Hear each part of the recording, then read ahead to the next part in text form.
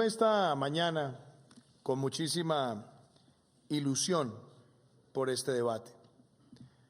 Hace un año, o un poco más de un año, antes de asumir la presidencia, cuando fui invitado a estar aquí en la conferencia episcopal a dialogar sobre el futuro de Colombia, expresé que uno de los temas a los cuales le daríamos importancia, prelación en nuestra agenda, sería la defensa de la biodiversidad y la protección de nuestra casa común. Lo expresé durante una larga campaña presidencial y lo expresé como senador de la República. Y lo expresé también con la coherencia y la congruencia de trabajar durante muchos años en la banca de desarrollo como el Banco Interamericano, en la ciudad de Washington y además recorriendo América Latina, promoviendo las agendas de adaptación y mitigación del cambio climático. Lo expresé porque también durante mi vida académica y durante muchas de mis participaciones como analista en distintos medios nacionales e internacionales, hice reflexiones sobre lo que debería ser nuestra ética del siglo XXI relacionada con la protección de los ecosistemas, de la flora, de la fauna, de toda nuestra biosfera. Y yo quiero recoger que esta discusión cae en un momento muy propicio para la humanidad. Cae en un momento donde se ha avanzado, después de la COP21, por lo menos en un debate constructivo. Cae además, después de escuchar al Santo Padre plantear en Laudato Si nuestra responsabilidad individual y colectiva con la casa común. Y cae además en un momento importantísimo, porque en un año estaremos en la antesala de lo que será la gran cumbre mundial de la biodiversidad que tendrá lugar en la República Popular China.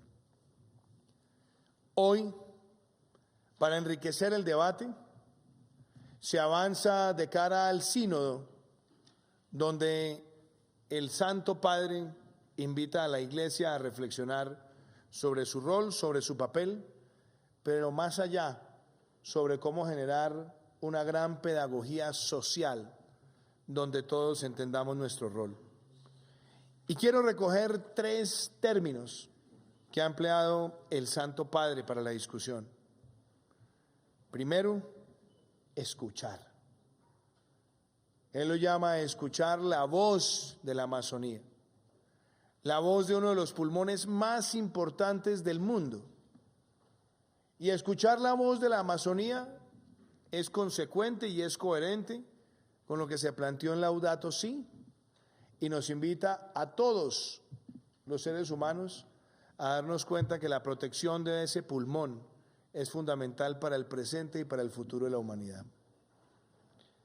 Dice el Santo Padre que el segundo verbo debe ser discernir, entender la voluntad de Dios e invitarnos a la acción colectiva. Y habla también el Santo Padre de actuar. Y él dice que tenemos que amanecer las palabras en obras. 3 términos que considero supremamente importantes, porque la discusión que vamos a tener en los próximos años sobre la Amazonía, sobre la biodiversidad, sobre la mitigación y la adaptación del cambio climático, motivan a que nosotros hagamos también un mea culpa como sociedad. Y eso no es exclusivo de ningún país, todos lo tenemos que hacer. Porque los grandes temas de nuestro tiempo, apreciados amigos, demandan que nosotros hagamos una reflexión sobre lo que ha sido el proceso de desarrollo a lo largo de la historia de la humanidad y sobre todo en los últimos 150 años. Porque durante una muy buena parte se hablaba del desarrollo y no se incorporaba al concepto del desarrollo el medio ambiente. Para muchos países que alcanzaron altísimos niveles de desarrollo, el medio ambiente era considerado como una especie de pasivo, cuando en realidad representa el bien patrimonial más grande que puede tener una sociedad. Se hicieron grandes desarrollos de infraestructura, grandes desarrollos industriales, y muchos de ellos en países que hoy son potencia se hicieron a costa de graves impactos ambientales que no se tenían que ver solamente con el prisma, con el lente del lugar donde se estaba desarrollando el proceso, sino en un entorno global. Por muchos años ocurrió un fenómeno de desarrollismo sin incorporar el elemento ambiental en la ética. Y yo celebro que en las últimas 4 décadas hayamos dado pasos trascendentales. Tuve la ocasión de encontrarme hace unos meses en Cartagena con Gro Harlem Brundtland, una de las grandes voces que en los años 70 planteó el debate sobre el concepto de desarrollo sostenible, donde no se puede hablar de desarrollo si no hay una protección sostenible del patrimonio ambiental de la humanidad, de los mares, de las montañas, de los bosques primarios, de los acuíferos, de los páramos, entre muchas otras cosas. Y duraron 20 años las discusiones hasta llegar después a la cumbre de Río en 1992, donde ya se planteaba no solamente el elemento ambiental, sino también la trascendencia social del desarrollo. No solamente la sostenibilidad del patrimonio natural, sino también la sostenibilidad y la convivencia armoniosa, pacífica, coordinada con las comunidades ancestrales que por años no fueron tenidas en cuenta en los grandes procesos de desarrollo. De 1992 hasta nuestros días se han dado pasos importantísimos. Inclusive se continuaron pasos anteriores, donde se buscó la coordinación y la acción global. ¿Cómo no recordar hoy los pasos trascendentales que tuvieron lugar en Montreal, apreciado ministro, para la protección de la capa de ozono? ¿Cómo no recordar también la motivante discusión sobre la protección de los mares? Y cómo no recordar que después de 1992, después de esa gran cumbre, se dio también un paso fundamental en lo que sería el protocolo de Kioto y el llamado a que los países consideráramos la adaptación, la mitigación y la reducción de los gases de efecto invernadero como parte trascendental para mejorar nuestro desempeño de manera sostenible en el tiempo, en todos los lugares del orbe. Todas esas discusiones lo único que hicieron fue alertar a la humanidad, y cada vez son más las generaciones que han asumido esa tarea. Por eso hoy, cuando estamos pocos años después de lo que fue la COP21, un encuentro de alta trascendencia porque se establecieron indicadores para que todos los países contribuyan a la mitigación y a la adaptación del cambio climático, nosotros como colombianos tenemos autoridad moral para pronunciarnos, porque nuestro país apenas representa el 0.5% de las emisiones de gases de efecto invernadero. Y nuestro país tiene la 6ª matriz energética más limpia del mundo. Una matriz energética donde están las fuentes hídricas principalmente dominando, y lo cual nos ha permitido ser reconocidos, pero también evidencia que inclusive países como el nuestro, aún con esos avances, es uno de los países más vulnerables a los efectos del cambio climático. Una vulnerabilidad que se siente en los nevados, una vulnerabilidad que se siente con la erosión costera, una vulnerabilidad que se siente cuando tenemos fenómenos hidroclimatológicos cada vez con mayor frecuencia y con mayor capacidad de daño. Por eso nosotros asumimos la discusión sobre la adaptación y la mitigación del cambio climático, no solamente con ser un país que se afecta, sino también con la idea de ser un país que quiere mirar hacia el futuro y que quiere producir resultados concretos. No podemos ser complacientes, amigos. No podemos ser tampoco miopes, porque aunque nosotros representemos muy poco en esas emisiones y aunque estemos altamente vulnerables, también nosotros tenemos una gran responsabilidad en la agenda global, porque Colombia es el segundo país del mundo con mayor biodiversidad por kilómetro cuadrado después del Brasil. Y somos un país que comparte con otros países ese gran tesoro de la Amazonía, un pulmón de la humanidad, pero un pulmón que se exalta fácilmente en los grandes discursos, pero que en la propia asignación de recursos de la comunidad internacional a poco se ha sentido, y esa debe ser una invitación al debate global, que espero que en el propio marco de la discusión del sínodo haga parte de las reflexiones. Porque muchas de estas materias sí han tenido discursos muy elocuentes, pero falta mucho más por parte de la comunidad internacional para que la protección de este pulmón no solamente sea tarea de los países que la tenemos en nuestro territorio, sino que también implique un sentido de responsabilidad y de protección permanente. Planteo esto porque uno de los fenómenos que más ha golpeado también a nuestro país en cuanto a las causas del cambio climático tiene que ver con la deforestación.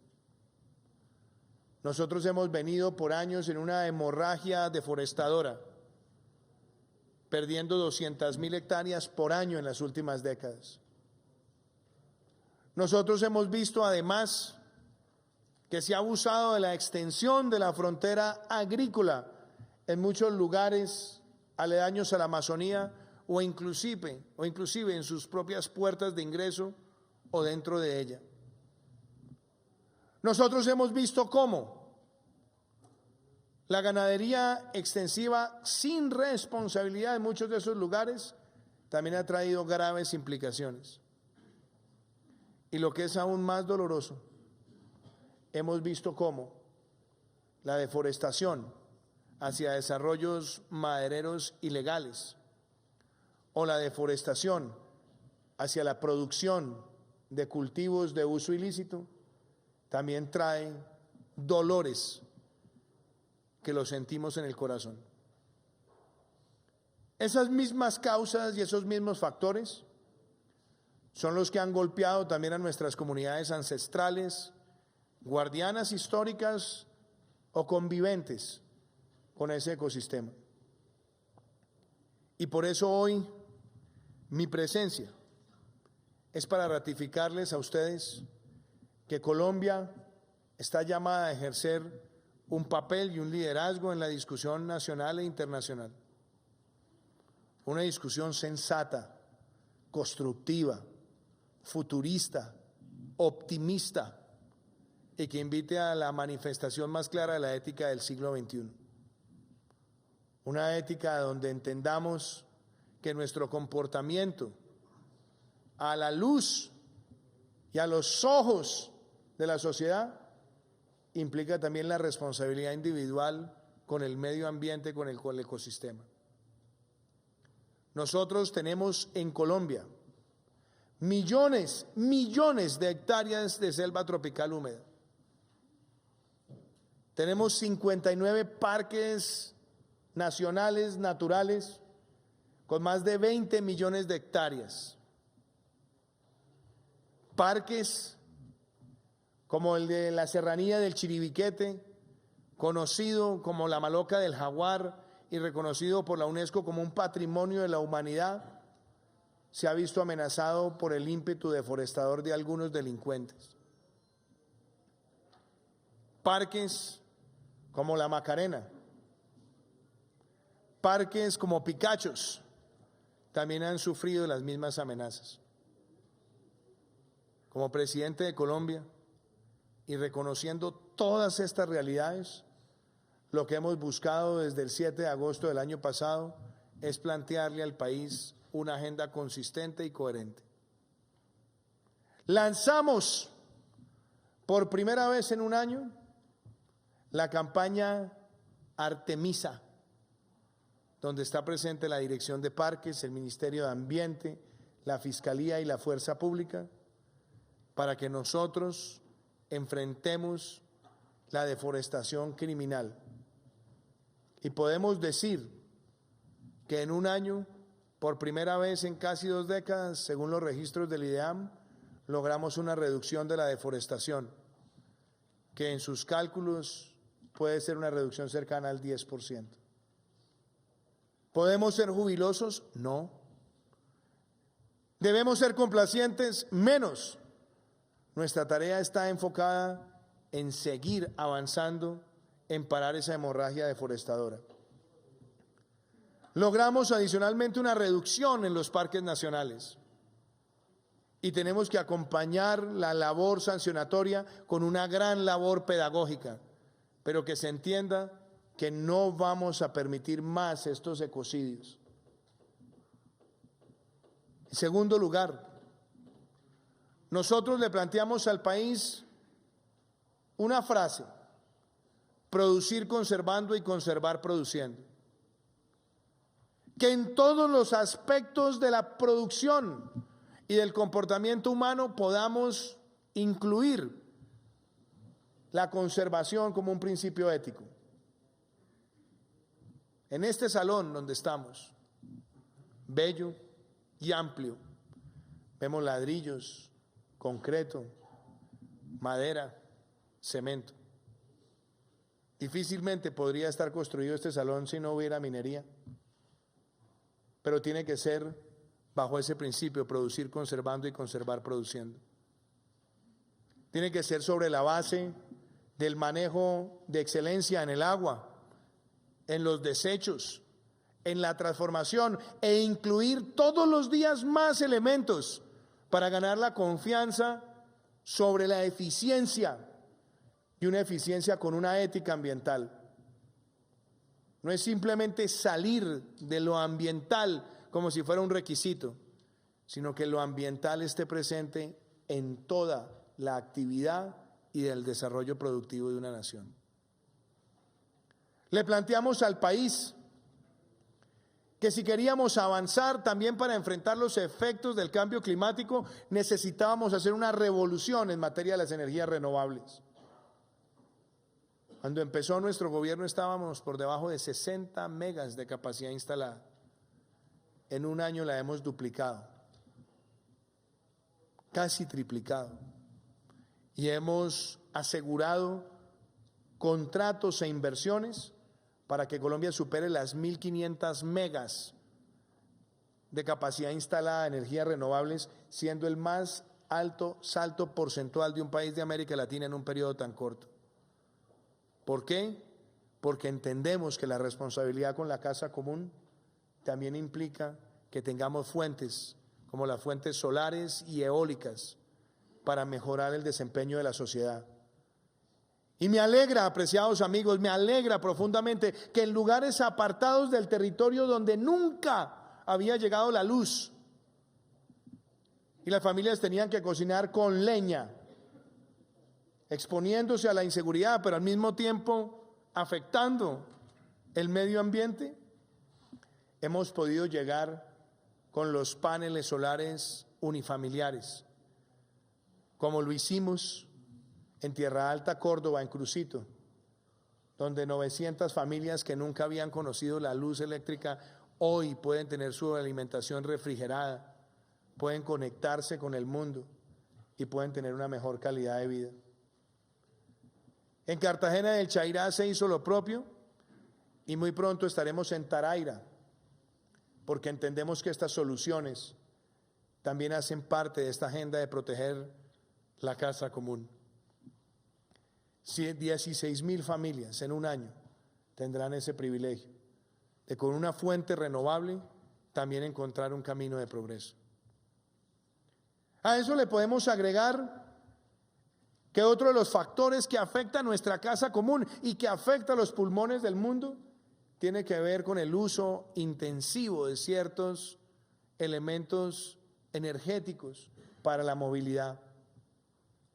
No solamente en un año de gobierno hemos mejorado la calidad del aire, esforzándonos por tener combustibles más limpios con menos material particulado. Y haremos además un pronunciamiento esta semana sobre la materia, sino que aprobamos la ley de movilidad eléctrica para que hagamos esa sustitución del parque automotor y que nosotros vayamos protegiendo nuestra casa común. Lanzamos la primera política en América Latina de economía circular, que la hemos compartido en los escenarios multilaterales como la Alianza del Pacífico o como la CAN, que lo que busca es reafirmar el principio de producir conservando y conservar produciendo con las 3 R's: reducir, reciclar, reutilizar. Y hemos planteado además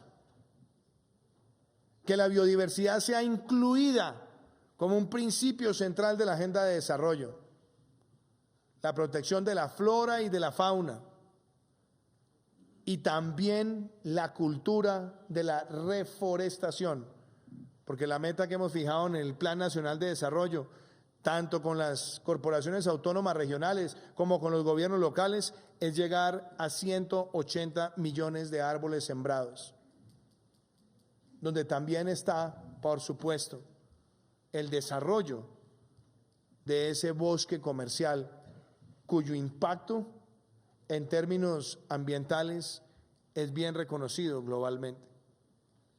Si a eso le agregamos más componentes, nosotros podemos también decir que en tan solo un año de gobierno hemos conformado un Consejo Nacional contra la Deforestación y hemos empezado a enfrentar el fenómeno de la extracción ilegal de minerales con mejores resultados en términos de incautaciones, pero también con la idea de hacer en el territorio viable que Colombia sea un país a la luz del convenio de Minamata libre de mercurio en los próximos años. Tarea de todos. Y desde el punto de vista de la agricultura y la ganadería, 2 actividades que han estado presentes por años en la historia de la humanidad, hacer una mención a 2 avances significativos. Colombia tiene más de 32 millones de hectáreas destinados a la ganadería. Y ciertamente debe y puede reducir esa área empleada. La debe y la puede bajar sustancialmente, pero hacerlo además con la armonía, no con la persecución, no con el señalamiento, no con la estigmatización, sino hacerlo con la idea de mejorar sus capacidades en menor extensión y mayor rotación. Y celebro que estén acá presentes algunos amigos de departamentos como el Caquetá, donde estamos viendo que crece la producción ganadera silvopastoril, que contribuye también a la mitigación de los efectos del cambio climático y presenta además una mayor eficiencia. En el caso de la agricultura, nosotros tenemos cerca de 22 millones de hectáreas con ese potencial, pero apenas estamos utilizando menos de 8 millones de hectáreas. Y podemos hacerlo, mejorarlo, si nosotros también incorporamos en esa producción un mejor manejo del recurso hídrico y por supuesto nos preocupamos por la productividad y la asociatividad. Y como entendemos el sufrimiento histórico de los pueblos campesinos también, una de las mayores preocupaciones que nos han manifestado era que muchos de los pequeños productores tenían que negociar individualmente en las franjas comercializadoras de horarios restringidos, donde aparecía un intermediario y le negociaba, o en el filo o por debajo de los costos de producción, afectando su potencial. Por eso surgió la idea de la agricultura por contrato. Y en un año ya tenemos 20.000 productores que venden sin intermediarios, con un contrato estable y sostenible, a un precio justo y para vincularse a cadenas de valor agregado. Si a esa capacidad le seguimos agregando esa ética en la producción con la responsabilidad ambiental, sin duda haremos la diferencia. Y debo también hacer una mención que no es menor. Nosotros estamos llamados a poner en la discusión, y yo le pido el favor a todos los prelados, que cuando lleguen a las reflexiones en el Vaticano, si bien está presente la Amazonía como el eje central, un país como Colombia también tiene que agregar a la conversación que cerca del 50% de los páramos del planeta están en Colombia. No solamente son esas decenas de ecosistemas relevantes para la protección del agua, sino que es muy diciente la combinación de tener el 50% de los páramos del mundo y uno de los porcentajes más altos de Amazonía. Eso hace que Colombia sea protagonista de la agenda en materia de la protección de la biodiversidad. ¿Cuál es nuestro llamado y cuáles son nuestras acciones? Protección, sí. Segundo, que nosotros hagamos en los próximos años una nueva, por llamarla así, expedición botánica 4.0, donde podamos hacer todo el levantamiento digital de esa riqueza y compartirla con el mundo para que se entienda la riqueza que tenemos en nuestro país. Que las ciudades que están en la Amazonía colombiana puedan convertirse en biodiversidades. Ciudades que puedan estudiar y conocer la biodiversidad y que con los centros de investigación como el SINCHI y con el apoyo de institutos como el Humboldt, por solo mencionar algunos, podamos nosotros hacer esa investigación sobre nuestra flora ancestral y las derivaciones y los usos. Que podamos también de manera sostenible motivar esos emprendimientos que pueden utilizar esas riquezas ancestrales para ser transformadas al servicio de la humanidad. Que nosotros podamos invitar a las comunidades ancestrales de nuestra Amazonía también a ser parte de un concepto creíble de ecoturismo y bioturismo para el mundo, donde estén las vivencias, las observaciones, el conocimiento de las especies, pero sin ninguna capacidad depredadora.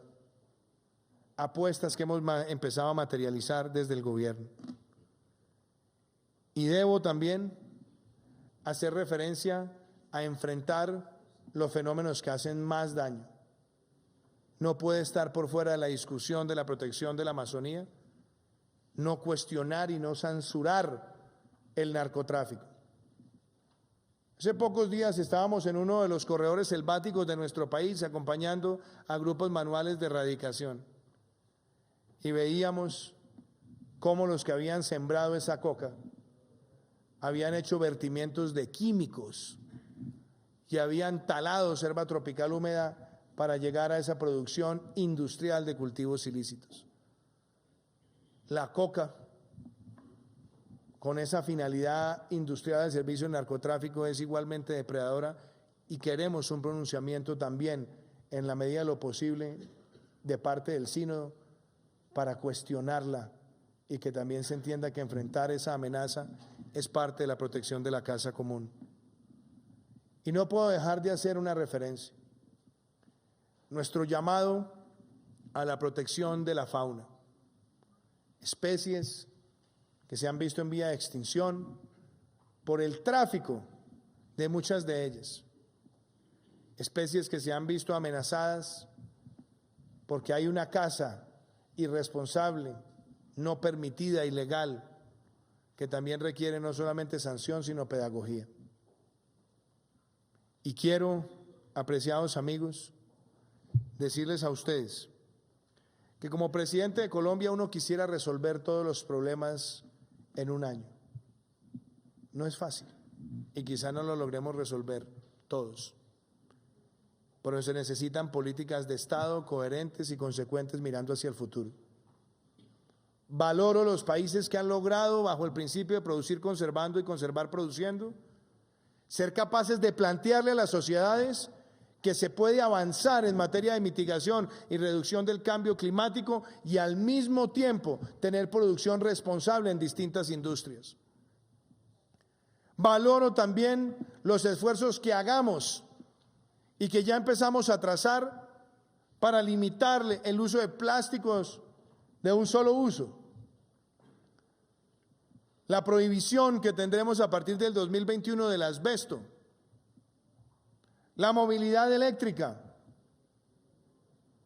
los desarrollos silvopastoriles o la transformación de residuos y desechos hacia la energía, lo que en inglés han llamado waste to energy.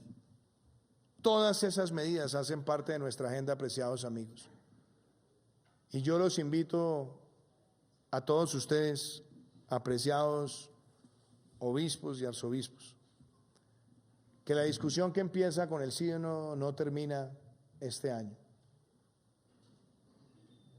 Es una conversación abierta.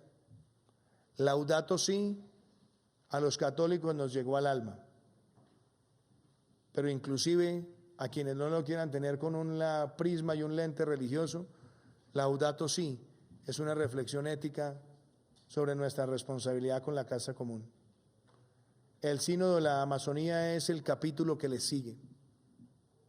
Y quiero decir que como presidente de Colombia estaremos participando este año en la COP25 en Chile, participaremos en la pre-COP de biodiversidad que se celebrará en Colombia y estaremos presentes en la República Popular China en el 2020 para nosotros materializar y mostrar nuestros avances con las tareas de gobierno. Pero si hay un tema que nos debe unir es la casa común. Una de las figuras más lindas que le he escuchado a nuestro Santo Padre Francisco es la figura del poliedro. Una figura que él la plantea como un símbolo de lo que es la humanidad. Tenemos diferencias políticas, raciales, culturales, pero somos una figura que en medio de esas diferencias tiene una forma común. Y el poliedro, que tiene esa multiplicidad de lados y que es una obra común, también se asemeja a nuestra causa común. Para la protección de la biodiversidad, para la protección de los ecosistemas, para la protección de la Amazonía, para la protección de los páramos, no hay colores de partido ni ideologías. Tiene que ser un propósito en el cual todos nos podamos unir, y la mejor manera de hacerlo es abordar la discusión sin estigmas ni prejuicios y entender que todo lo que está en nuestra responsabilidad para hacer un uso más eficiente de los recursos y hacer de producir conservando y conservar produciendo un elemento central de la ética del siglo XXI es el camino central para avanzar. Muchísimas gracias.